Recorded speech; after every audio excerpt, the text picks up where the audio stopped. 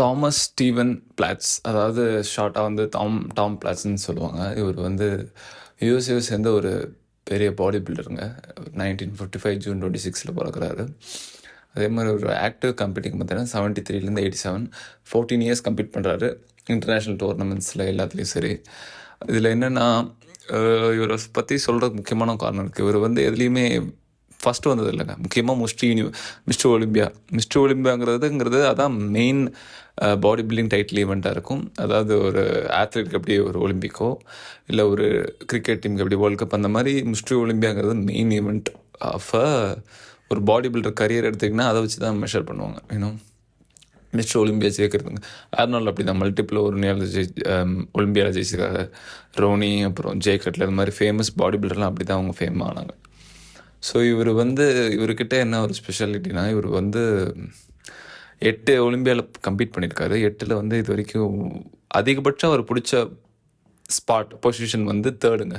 அது 81 ஒலிம்பியாவில் பிடிக்கிறாரு. ஃபஸ்ட்டு வந்து ஃப்ராங்கோ கொலம்போ வராரு. செகண்ட் வந்து கிறிஸ் டிக்கர்சன். தேர்ட் வந்து இவர் வராரு.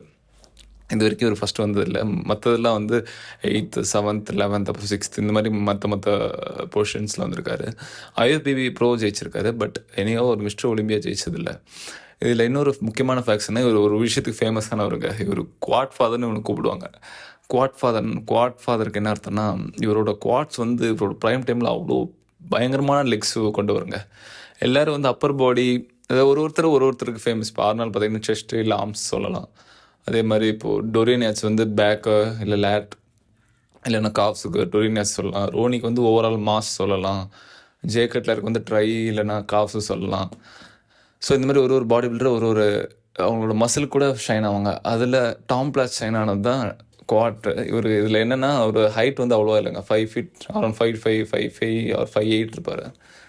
5'10" நாமினல் ஹைட் தான், அவ்வளோ டால் இல்லை. பட் இவரோட குவாடோட லென்த் இவரோட ப்ரைம் டேஸில் வந்து 30 inch கிட்டே இருந்திருக்குங்க. 30 inch எவ்வளோ பிரச்சனை, என்னோடய ஹிப்பே வந்து 32 தான். அது குவாட்ஸ், அதாவது ஒரு தையோட மசில் அவரோட ப்ரைம் டைமில் 30 inchesனால் பார்த்துக்குங்க. இவர் குவாட் ஃபாதர்னு கூப்பிட்ற தப்பு இல்லை. ஒரு ரெக்கார்ட்ஸ்லாம் பார்த்தீங்கன்னா, அதாவது 400 pounds 535 poundsலாம் வந்து கிட்டத்தட்ட 25 reps 30 reps அதுக்கு மேலே போடுவார். அந்தளவுக்கு வந்து ஒரு குவாட்ஸ் வந்து இவராக ஒரு பியூர் டெக்னிக் வந்து கண்டுபிடிச்சிருக்காங்க குவாட்ஸுக்கு. அதனால நம்ம ஃபேமஸ் ஆனார். 1981 அவர் தோற்றதுக்கு வந்து நிறைய ரீசன் இருக்குது. அதாவது இவரோட ரைட் பைசப்ஸ் வந்து கிழிஞ்சிரும் காம்படிஷன் சில வாரங்கள் முன்னாடி. அதனால அவர் போஸ்டிங்ஸில் வந்து, ஆனால் அவர் மறைச்சிருப்பார். பட் ஆர்னால்டு அவர்கிட்ட சொன்னதுனால அது ஜட்ஜஸ் போய் அது மூலமாக அவர் தோற்றதா அவரே ஒரு இன்டர்வியூவில் சொல்லியிருக்காரு. அது 1981 ஒலிம்பியா தான் நான் நினைக்கிறேன். ஸோ அந்த மாதிரி நிறைய நடந்திருக்குங்க அவர் வாழ்க்கையில். கொஞ்சம் ஒன் ஆஃப் த அன்லக்கேஸ்ட். இதில் இன்னொன்று அன்லக்கேஸ்க்கு இன்னொரு உதாரணம் சொல்கிறேன். 2 உதாரணம். இவருக்கு வந்து 2 ஆப்பர்ச்சுனிட்டிஸ் வந்திருக்கு. அதாவது 1980s வந்து கோல்ட் ஜிம்மோட ஓனர் வந்து இவர் கூட பார்ட்னராக ஆக்கலாமான்னு கேட்டார். டாம் பிளாட்ஸ் வந்து பார்ட்னராக கோல்ட் ஜிம்மில் வர்றதுக்கு. பட் அவர் அதை வேணான்னு சொல்லிட்டாரு. அதுக்கப்புறம் இப்போ பார்த்தீங்கன்னா கோல்ட் ஜிம் வந்து இது ஒரு $1 million ஜிம்முங்கிற இது ஒரு கம்பெனியாகவே இருக்குது. கிட்டத்தட்ட வேர்ல்டு வைட் நிறைய ஜிம்ஸ் வச்சுருக்காங்க.